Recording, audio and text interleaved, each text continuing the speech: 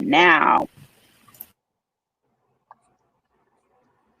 Hello, everyone. It's so great to be with you today in this beautiful panel of Black women, multicultural females, influencers, and just really hopefully a Black female audience who are really at the heartbeat of iLINKR and linking major brands, initiatives, agencies, all in the effort to bring Black women and multicultural female influencers to the forefront of things.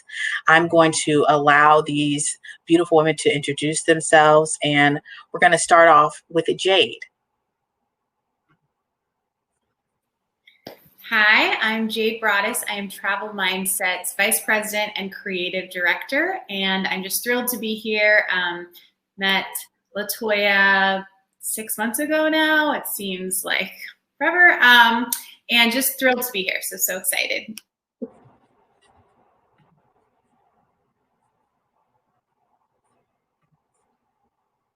I was so excited I forgot to introduce myself. My name is Hillary Powell, and I'm a reporter with the Associated Press based in DC. And I am always looking to highlight and bring to light inequities or making sure that there's inclusion in my story. So this space is an honor for me to be a part of. Next, we'll just be talking a little bit, Jade, about your platform. Now, in the past, how has Travel Mindset gone from booking diverse influencers and travel campaigns? And, tell us what are some of the struggles that you have faced in that process? Sure. So we recently partnered with Latoya and Barbara with Black Girl Digital because we were needing to solve some of these problems. In the beginning, we actually launched as a travel publisher years and years ago, and quickly found out that was not our passion point, that we definitely liked working kind of the ideation and management side of working with influencers a lot more. And so that's how we went over to the agency side. But we really started with a small group of content creators and influencers. And our kind of mission from the beginning was to have personal relationships with them. So in the past, I would say we found other influencers through the influencers that we were currently working with. So we're really big on kind of having that recommendation from another influencer. And while that's amazing, and it does create really strong bonds between, our management team and the influencers, and then the influencers and the clients, it did limit who we could find, right? I will say, though, they were all, because they were kind of personally vetted, and no one, sure the other women will say, like, no one's going to recommend someone who isn't great. So we always had a great relationship and a great experience working with them, but it was limited. And so over the years, we've kind of had to build that relationship, especially as just the industry more and more people get into it. We've used a platform before to help us find new creators, but platforms sometimes just bring out anyone and everyone who has an Instagram account, doesn't actually vet them in any way. And so it was kind of hard to shuffle through who was a good content creator versus someone who just has an Instagram, and who knows if they bought their followers or how they came to be. So yeah, there are definitely struggles, and that was why, our partnership with Black Girl Digital was just changed the game for us, and able to connect with Black audiences and women of color who just obviously walk the walk, talk the walk. I don't have to tell a client why they should be using a diverse, group of influencers. The influencers can speak to themselves. They know how to talk to their own audiences, obviously better than I do, which you can tell I look a little bit different than all of you guys. Everybody's got a glow on. Yeah. Don't worry, everybody's glowing it up today. And when we talk about everyone would want to be a game changer in any field that they're in. So are you seeing a high renewal rate against the Black influencer campaigns, or are they kind of just transactional one-offs? What is the rate of return that you're seeing? Yeah, I would say the engagement rates are either the same or higher than some of our other influencers. With a lot of the campaigns that we do, even though we're pushing for more long-term campaigns with all of our clients, and I think 2021 will finally really put that into action, just with the pandemic and everything that's been going on with the election and just the social climate this year. I feel like influencers are wanting to promote products long-term because they actually use them. And I think audiences respond better to that anyway. But yeah, we're slowly starting to see more and more campaigns pick up on a longer term basis and not just kind of that one-off transactional experience.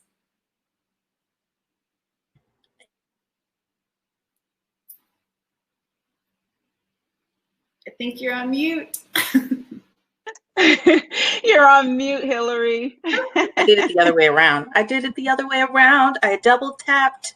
So let's just quickly go around and get everyone's name and who you were representing in case we've had people join into the webinar. I'll start with you, Nia. Oh, so this is Latoya, because you can't see. I had signed him on the Sorry, Nia's Latoya. account. No, it's fine. It's fine. I'm Latoya Shambo, CEO and founder of Black Girl Digital and iLINKR. So we actually just launched our influencer marketing platform. Really, it's about campaign management, providing that solution for agencies and brands to better keep track of all of their influencer activations in one dashboard, really allowing you to approve the Black female influencers with one click, view all of their insights, approve creatives, content, and then just really see all the results in real time. I'm super grateful for all of you to be here and having a conversation around influencer marketing today. So thank you so much. I'll hand it over to Shanicia to introduce herself, and then over to Kimberly. Hi, everyone. My name is Shanicia Boswell, and I'm the founder of Black Moms Blog, where we talk parenting, culture, and lifestyle from a Black mom's point of view, but I'm also a serial entrepreneur. So I consider myself a micro influencer and a macro influencer.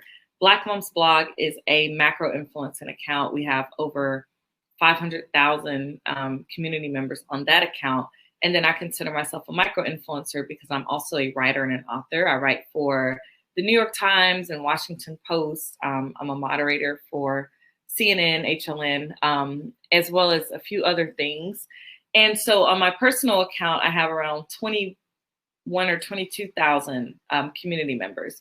And so it's been really interesting running both of these accounts and kind of seeing the difference between how marketing works. And one thing I'll always say to influencers that are trying to get all the numbers is that a lot of times the brands are looking for the micro influencers, and your voice is heard better as a micro influencer, where when Instagram marketing first started, a lot of brands wanted those numbers. They wanted those super large accounts, but it just depends on what kind of account it is. And, people are more known to follow people versus following brands. And so it's been really interesting kind of like looking at influencer marketing from that respect. I also have a retreat company, and my daughter just launched her first children's book called Sunshine Honey. So congratulations. Awesome. My goodness, how do you follow that? I'm Kimberly Smith. I am a talent manager, influencer manager, and brand strategist. So I work to the pleasure of my talent clients. A lot of my clients, some of them are women of color, both by blessing and design. I came into this industry from the brand side, originally representing a media house as their publicist. And then we also had consumer brands. So I was at the very beginning stages of what now is influencer marketing back in 2013, 2014 stage. And realized a love and appreciation for the work and the effort that was being put forward by these social media creators, and both at the time YouTube and blogs, and then eventually Instagram, and there, you know, from there onwards.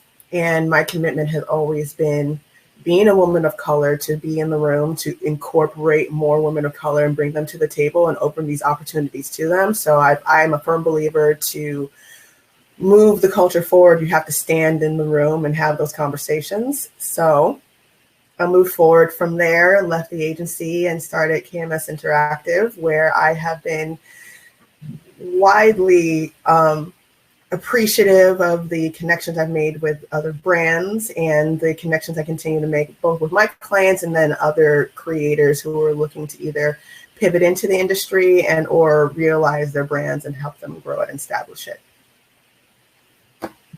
Well, let's stick with you for a little bit, Kimberly, when we're talking about talent managing. What are some of the challenges that you've encountered when working with brands on behalf of influencers? How can those brands be better informed about making sure they are responding to your needs as well? One of the challenges I found early on was just the responsibility brands needed to take to seek out people of color. Like, I felt that they weren't being as vigilant about looking at the full landscape of talent that's available to them. And they would be using platforms, for example, to do their research. And there weren't as many people of color being curated in those platforms. So when they're doing their research, trying to find someone who is a great fit for an opportunity or a multi-tier opportunity, you wouldn't see as many people of color come up in the searches. So my first challenge when I was working with brands would be asking them, just aside from introducing my talent, which is obviously representing my client as my first and primary objective, I would be really candid. What tools, what processes are you using to find the talent for these projects? Because I'm doing my research beforehand, before talking to you, and I'm seeing a theme, and the theme doesn't include people who look like me. So how intentional are you being about that? And I have the conversation very directly, because with any brands that I work with, I very much so want to build a strong partnership, and that's honesty and transparency first and foremost. Another challenge that I found, and I've been very open about this, and there's been many resources this year talking about it, is the discrepancy between how you compensate people of color and how you compensate people who are not. And I don't subscribe to the out of sight, out of mind. It's not a myth, it's the reality.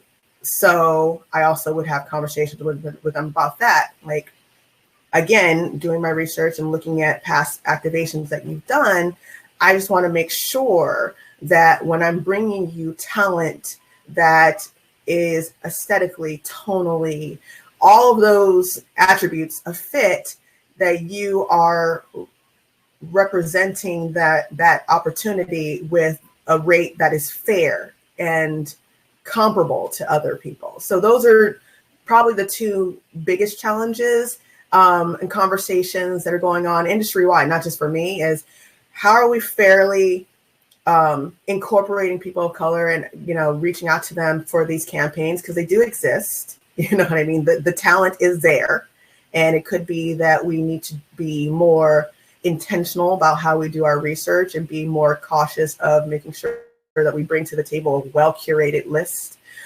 But also, how are we compensating them? Are we being fair? Are we compensating them based on their talents evenly across the board? So those are probably the two things that you'll hear me run my mouth about a lot. Run on, girl, run on. That is, being intentional is something that is a part of a lot of people's workflow, especially in 2020, when we've had to reconsider what we're doing and how we're doing it. Talking to you, turning to you a little bit, Shanicia, when working with brands directly, what have been some of your challenges regarding campaign management or production, communication, just again, when we talk about transparency, what are some of those challenges? Are you asking what challenges I've had in communications with the brands themselves, or with Instagram, or with the brands that you work with? Mm-hmm. I think I'm happy to say that hasn't really been a huge issue. Like, a lot of times when, for the people that are on this call that are brand managers, brands are very clear, what it is that they're looking for. And so there is a contract, there is a outline, there's a timeline, there's check-ins. So that isn't, I don't know too many influencers that have a huge issue with, certified, real verified brands that they're having issues with the communications there. We've kind of bypassed that point when it comes to influencer marketing. That part's kind of like step one. There may be some other things, but as far as brand communication, brands will say, we want a blog post, 2 static posts, a story swipe up, link in bio. We want approvals done 2 weeks ahead of time. And so and I'm sorry if I'm not answering the question correctly, but I don't see that really being a huge issue with influencer marketing. The brands are always pretty clear on what they're wanting. There's no wrong answer. Yeah, no, absolutely not. Absolutely no wrong answer. That's why I like having these forums. Anyone can jump in and give their own, testimony. But I did want to also touch on the fact that, when we talk about equity and things being more equitable, Shanicia or anyone, how do you go about setting your rates and negotiating deals without feeling like you're giving up more than you want to? And have you felt that you've been paid far less for your value? How do you work to make sure that you are getting what you are due? I think that's a much more fair question when it comes to brands and influencers, because this is tricky. There used to be a time on Instagram where you had a social media account and the things that you posted was seen by your audience. It didn't matter what it was. And this was in the very beginning stages of influencer marketing. And so as it became more popular, Instagram, they got smarter and they put algorithms and things like that in place to where our content just isn't really being seen like that. And so it's tricky because for an influencer, you're still doing the work. You're still posting the pictures, hiring the photographers, videographers, writing the articles. If you're having to hire outside people, if you're having to go buy things, you're still doing those things. But depending on where Instagram ranks your account, it could be a little tricky for your content to be seen. And so, I'm currently kind of going back and forth with them right now about the verification process, because we all know that when your account is verified on Instagram, you receive a lot more engagement. It just is what it is. And for a lot of influencer content creators of color and pro-Black activist accounts, they're being left out of that conversation. And it's something that Instagram's current CEO has openly admitted to, but it's a problem. And so all that being said, for influencers who want to continue to be seen and, they want to keep doing the brand, sometimes they're having to accept lower deals because they just don't have the proper engagement. It doesn't mean they're not doing the work. And so it can be a bit of a problem, especially when you put all this energy forward and your content just isn't being seen because you've been shadow banned or you've been blocked or someone has reported your account or whatever the case. So that part has become tricky. And our audiences, they are aware that they're being sold to.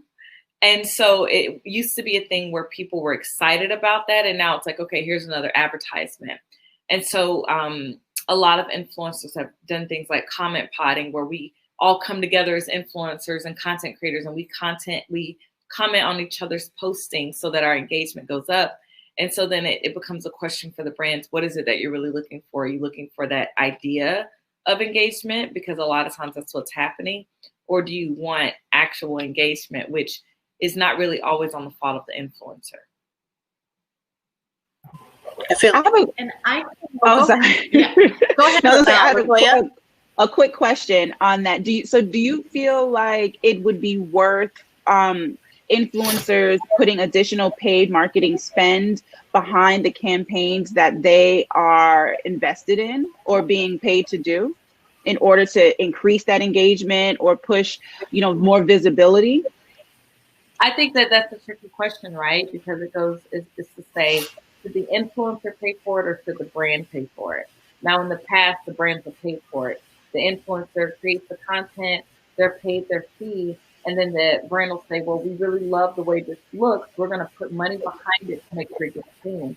I don't feel like that should really be on the backs of the influencers.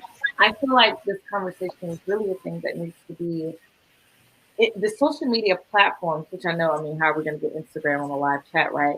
But a lot of what's happening, the influencer is kind of at the bottom of the pole. It's like you can run and try, but it's like unless you're, and I'm not encouraging for anyone to pay for following or pay for likes, unless you're a part of those kind of discrete practices of calling all your influencer friends and saying, hey, I need you to comment the first 10 minutes. There's a lot of things that's happening behind the scenes to make that engagement real. And I was on a call like this recently, and I was speaking specifically to the brands to hold certain influencers accountable because they're influencers, especially in my world, the mom blogging, that they are paying for likes. I mean, they have beautiful photos, but you can go through their likes and see that they're all robots. And these are still the influencers that are getting these more top tier campaigns. And so it's like, what are you really looking for? Are you looking for the look, or are you actually looking for standing behind the influencers and saying, okay, this might take a hit, but we're going to put in the effort to make sure that our product is being sold to real audiences? I actually have a thought, Tina, if I can chime in.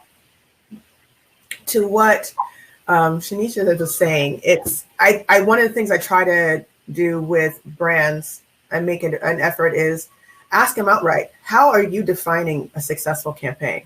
Mm-hmm. Like, what does that look like to you? Yeah. Because numbers are important, but authenticity is key as well. And if you are, to her point, if you're just looking for inflated numbers that ultimately won't convert, I mean, I can find you people who can serve that. I don't represent them. Then I'm not their manager. Like, I can tell you that much. So I think that's a really important conversation for talent to have, for managers of talents to have, people who are on the brand side, working with the brands directly. How are we defining a successful campaign? What are our key performance indicators? And then push back. Because sometimes their obsession is with something that ultimately won't pay off in the long run. They are hyper focused on a detail that it's material. That it's pretty. Yeah, and to piggyback on like what is your KPI or whatever, I find it really interesting that influencers are looked at kind of like unicorns. I think they're supposed to be the model. They have to be the channel. They're the media. They're like any magazine, and they're supposed to provide audience, content direction, the model, everything. And now you want to pay them $500, and you don't want to put any boosting behind it. It literally makes no sense, right? Like, you go through all this work to vet the right influencers and find the right person to speak your voice for your product. But then you don't want to actually boost it so people see it. And it's just like mind numbing. I know Latoya and I have talked about this before, where it's like, okay, so I know you have a budget that you spend on PR. I know you have a budget that you spend on marketing. I know you have a budget that you spend on content creation. This is one person who can do a lot of those things. Yeah. For probably a lot less than all those buckets.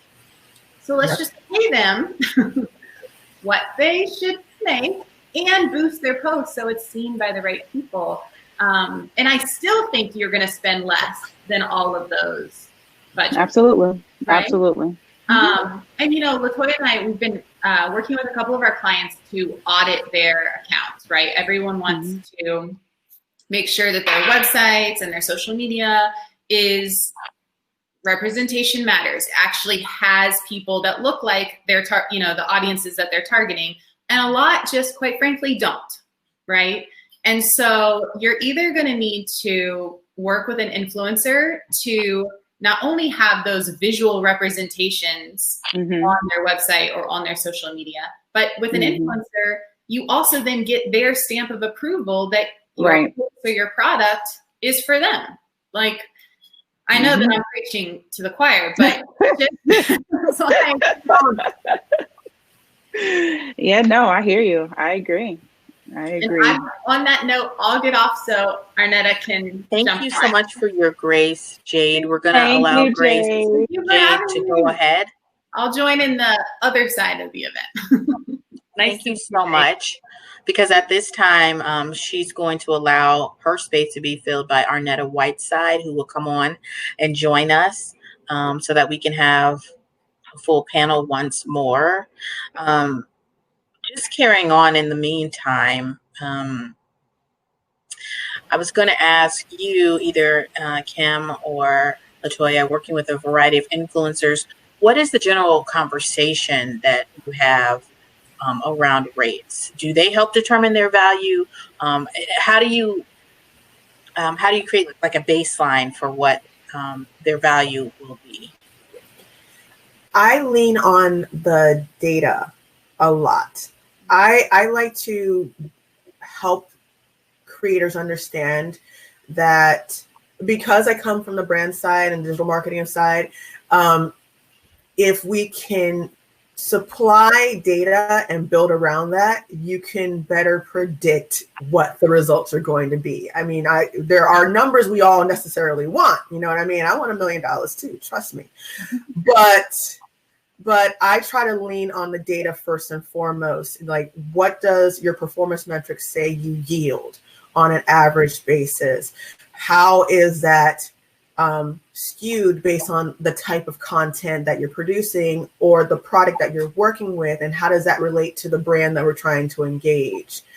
And I do all that, and I get really granular. So I have some amount of confidence when I go to a brand producing a particular rate. Like, there's some standard things that are thrown around that we've heard for a long time, like $100 per, X number of thousands of followers and all that. But that's a great starting point. You know what I mean? But it's just a starting point. It's just a baseline. From there, I like to lean into all the other attributes of the campaign.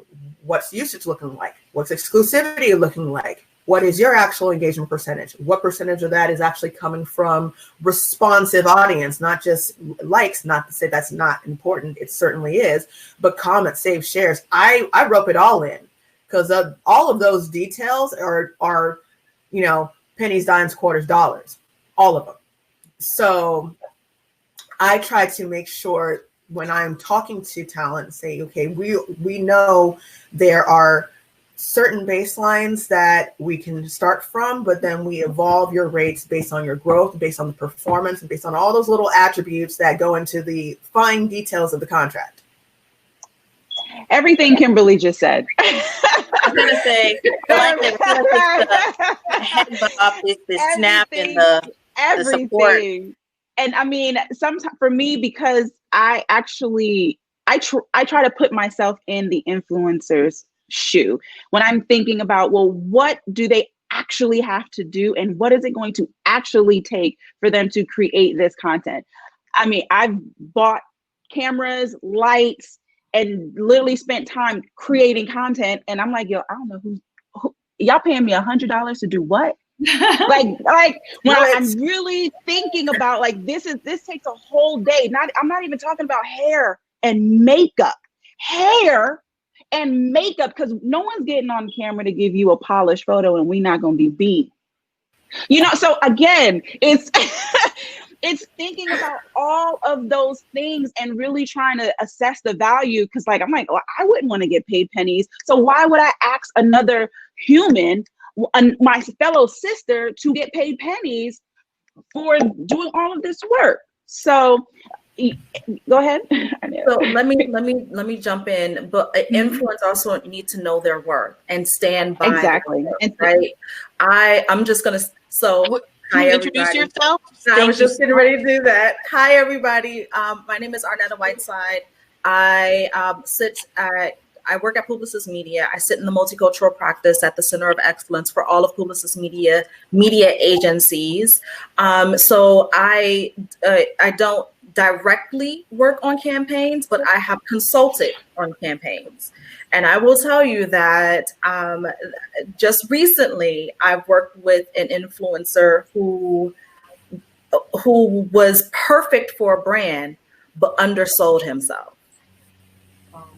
And when I say undersold themselves, I was like, I wish I could have a conversation with this person to really be like, hey, so you know they have money, right? You know they can pay you more than what you're asking for, right? Yeah, and it's like but they were so, and to I think Shanicia's point, they were so, say that again? Shanicia, to your point, they were so eager to be a part of the campaign that they took whatever they thought that they could get. That's what's happening with influencers of color. And it's almost like, it's exactly what you just said. I wish someone would talk to them. Now, I've been on these calls before with other Black influencers, and we've sat down in front of white brands, and they'll say, we want to hear what's going on. And we're talking like top tier Black influencers. These are influencers that are making 50 and 60K a month off of campaigns. They're not trying to mess with their money. So they're not going to tell the brand. They're not going to say, hey, this is why these things are happening. They're going to say, no, everything's okay. It's fine. There's no problem. It's okay. We're doing great, because they're doing okay. And so you're right. Like, these influencers do need someone to pull them aside, because we don't know what the money looks like behind the scenes, because the white influencers, they know, because, they know. But a lot of these Black, they're just happy to get paid, because 9 times out of 10, someone's either offering us pennies to a dollar or exchange for product. I had a person contact once, and they wanted, 3 blog posts and 5 social media advertising, all these things. And they're like, oh, we'll send you a TV. What? What? So how do I like my brands, money. well, how in working, coming from the brand side with that lens, how can influencers and managers, talent managers, make sure that they're coming equipped to advocate for themselves at the table? I think it's one, having a manager that knows the business, someone who knows what the financials are behind what you're producing and putting out there. And then 2, if you don't have that, I mean, just don't take whatever they offer you, double it. That was a tweetable. That was a tweetable moment. Whatever they offer you, double it, because they can afford it. And I think there was somebody mentioned a little bit earlier about the platforms to research talent, etc.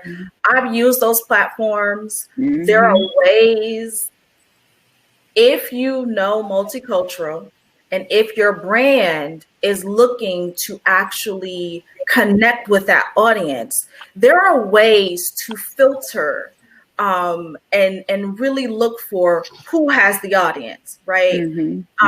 Again, worked on a campaign where they were looking at doing something for the African American audience, and they were looking at influencers who only had the audience size of about 15% of African Americans. And I'm like, that's not going to work, because out of the larger percentage of our population, you're hitting like 1%, if that, maybe less than 1%. It's less than 1%. So you've got to triple that to really be able to affect any behavioral change or really reach the audience that you're trying to get to. Yeah. You can't go for the path of least resistance. And that's usually your macro influencers that don't necessarily have the audience that you're looking for, but they have the reach and the reach and the likes, and and to me, it's not about that. It's what's your engagement. I don't care how many likes you get, because those can be, I mean, honestly, the likes can just come through. It's the engagement Huh? I'll say this, and I mentioned this earlier. I run a micro influencer account and a macro influencer account. I have sold more on my micro account than I have on my macro. I have a retreat company where I'm selling tickets for $2,500. Majority of those tickets sold on my micro influencer account, not my macro influencer account. And you're 100% correct. Like the macro was great in the beginning of influencer marketing. The micro is what is leading the revolution when it comes to influencer marketing now. Like if I were to post something on my personal account, because people love me, they're looking at what I'm doing, what you're the influence. Yeah, I want to there. I love her lifestyle. They're going for that. My macro brand is around motherhood in general. There's no person for them to touch. And so they're more for the controversy.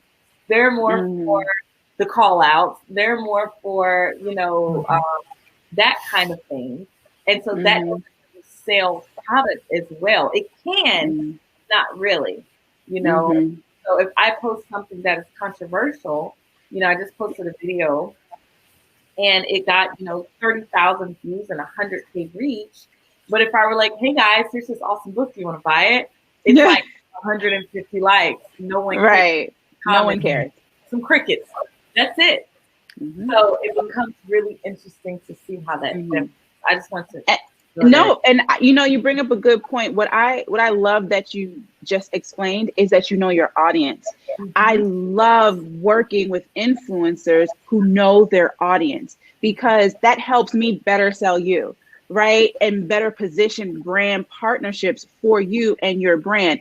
And there's been times where I'll say, hey, here's the brand deal, here's the budget. And Shanicia will be like, no, that's not. And she'll be like, and I respect it. I'm not going to argue with you because I respect you.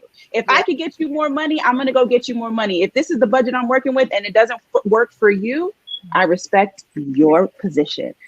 And she'll say this will work for Black Mom's blog, or this will work for my personal brand. And it's so important for the influencers to know their value and their audience. That, will take you high in this brand partnership game. I thank everyone for the ahas that we've had, especially talking around iLINKR and how we hope that this will be a next step to help solve some of these equity concerns and representation concerns. But it sounds like everyone here knows their audience, and part of what we've uplifted today was diversity. So I thank you so much and hope everyone is connected and continues to connect and moves on to the next part of the day. Thank you, Latoya. Awesome. Thank you all so much. This was great. I do wish we had more time to carry on in the conversation of influencers and the challenges around diversity in the space. But I do respect the lunch hour. And I want you all to go and eat and have a great rest of your day. I will be in touch with everyone outside of this. I know, Kimberly, there will be a session on setting up the agent portal in iLINKR, where you'll be able to upload all of your influencers that you manage into the portal. Still working on the tutorial, so just bear with me. It's a lot.